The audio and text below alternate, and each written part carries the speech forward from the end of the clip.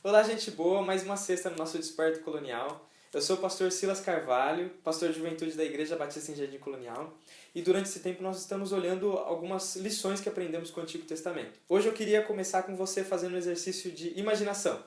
Imagine que você está fazendo uma viagem muito longa. E não é só uma viagem muito longa, você está fazendo a sua mudança. E você está... Essa mudança ela vai demorar alguns dias para chegar. Como você se sentiria?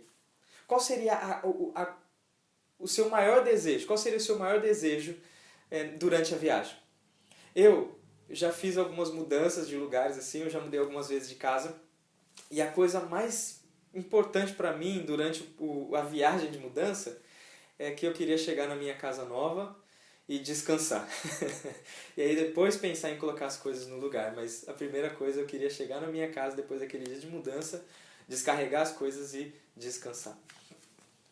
Esse era o desejo dos israelitas quando eles saíram do Egito e eles estavam no deserto rumo à Terra Prometida. O desejo deles era chegar na terra que Deus prometeu, descarregar as coisas e descansar. E aí Deus ele vai usar Moisés para garantir que esse descanso ele era certo, que esse descanso era uma certeza. E isso era necessário porque a viagem desse povo durou muito mais tempo do que o necessário. O que demoraria alguns meses, na realidade, por causa do pecado do povo, durou 40 anos. E durante esses 40 anos de viagem, de mudança, esse povo não só ficou cansado fisicamente, inclusive alguns morreram, mas eles não só ficaram fisicamente cansados, mas o espírito deles cansou também.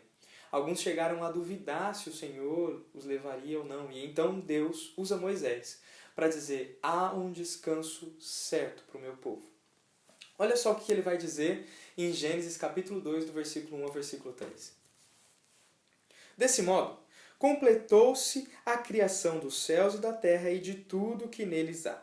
No sétimo dia, Deus havia terminado a sua obra de criação e descansou de todo o seu trabalho. Deus abençoou o sétimo dia e declarou-o santo, pois foi o dia em que ele descansou de toda a sua obra de criação. Esses versículos eles falam do sétimo dia, depois do 6 da criação, né? O dia do sábado, o dia do descanso. Deus vai ensinar que durante 6 dias ele criou o universo e no sétimo ele descansou da sua obra. Só que tem algo interessante. Se você é um leitor atento, você vai perceber que o sétimo dia ele tem diferenças dos outros 6.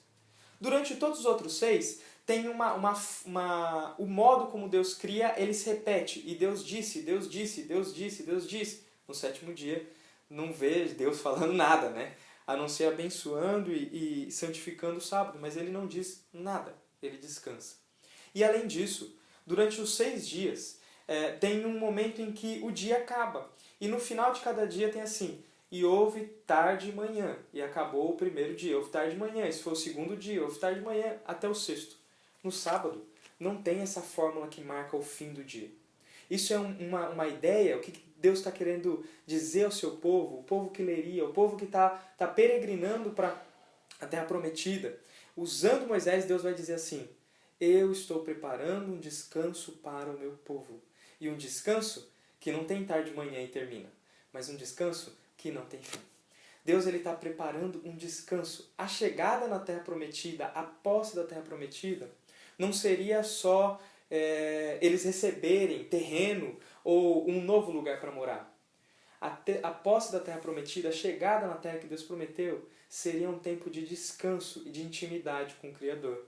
É isso que Deus está querendo passar com esses versículos. A estrutura desse texto aqui, ela foi escrita para mostrar o valor do sétimo dia, do dia do descanso. Na língua em que Moisés escreveu, do versículo 1 ao versículo 3, nós encontramos 5 linhas.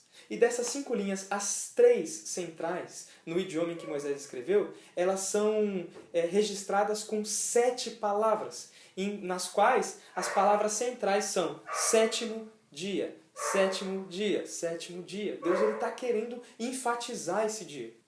O sábado é o único dia em que Deus santificou e que Deus abençoou. Nenhum outro dia foi santificado e nenhum outro dia foi abençoado por Deus. Os 6 dias da criação não são abençoados e não são santificados, mas o sétimo é. Para demonstrar a importância que Deus dá para o descanso que ele proveria à humanidade e agora, olhando para Gênesis, o descanso que ele proveria para o seu povo Israel.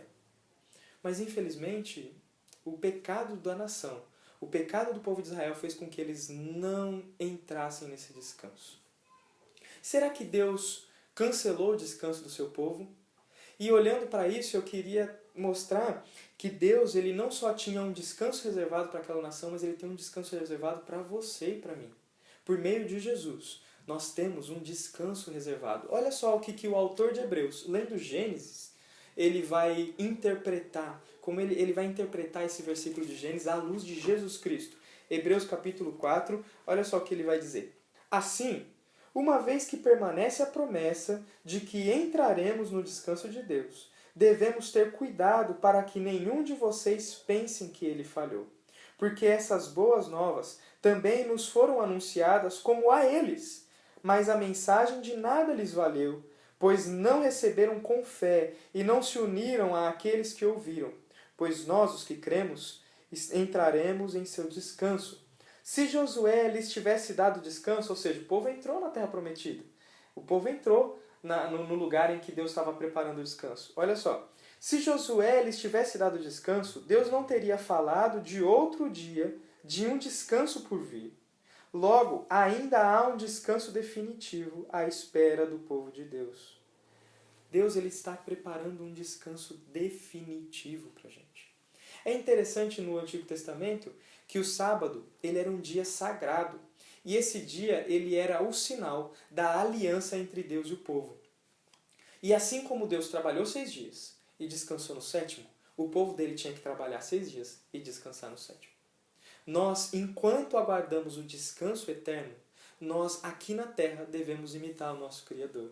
Durante 6 dias trabalhamos e durante 1 nós descansamos.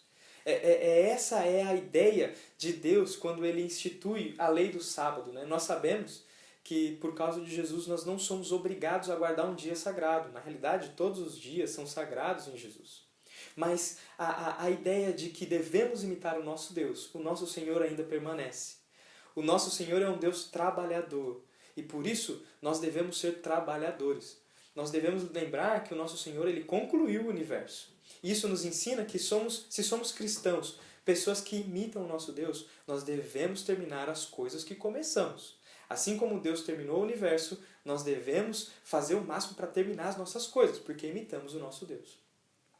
Mas nós também devemos ter um tempo de descanso. E nesse tempo de descanso não é um tempo de ócio, não é um tempo em que a gente exerce a preguiça. O descanso com Deus é um tempo de exercer intimidade. É um tempo de a gente separar um tempo para conversar com Deus, separar um tempo para dedicar no relacionamento entre nós e Deus. Isso só é possível por meio de Jesus Cristo. Nós imitamos o nosso Deus quando trabalhamos e quando descansamos.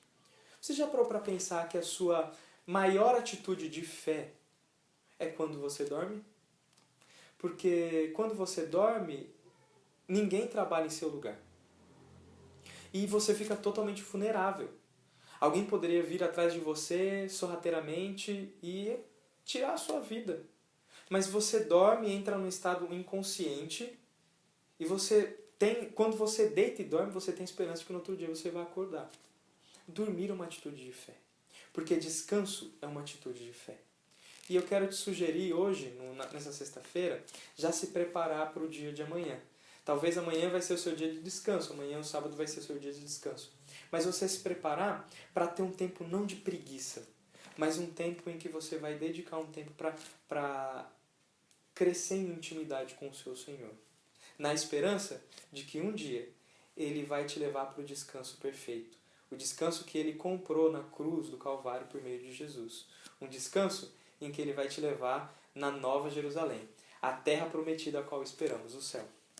Eu quero encerrar esse trecho orando com você, pedindo para que Deus ele te ajude não só a confiar no descanso dele, mas também a usar esse descanso para se aproximar do Senhor. Vamos orar?